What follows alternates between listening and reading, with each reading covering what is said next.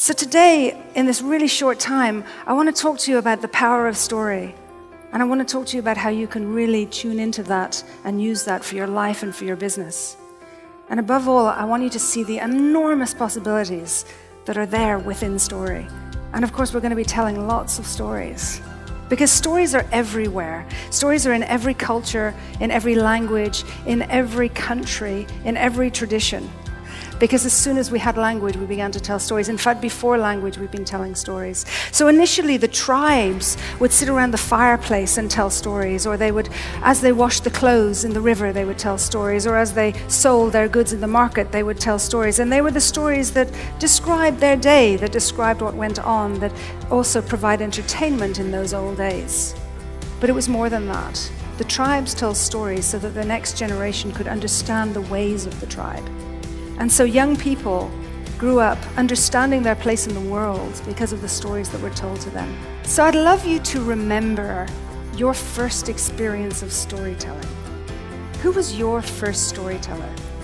It might have been a mother or father or a grandmother or grandfather. Maybe it was a priest or a rabbi or a teacher.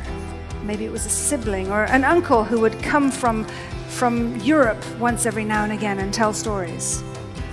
How many of you can remember your first storyteller? Just raise your hand really high. Your first storyteller, the first person who told you stories. Okay, if you can't remember, don't worry, you'll remember in a moment. If you can't remember one person, maybe you remember an experience of story. A time where somebody something happened that you remember sitting and listening for a while. So can you remember who it was and where it took place? Raise your hands. Okay, perfect. Now I want you to remember one more thing. With that first experience of story, who was it, where it took place, and how did you feel?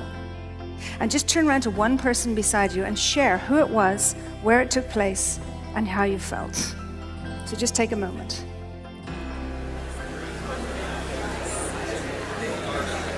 Okay. So I'd like to hear back from a few people, who it was and how you felt. My name's Aline, and I remember my first story was told by my grandfather. And I was sitting in his lap, and I was probably about 6 or 7. I had an uncle who was excellent at saying stories. I used to wait for him to come visit us.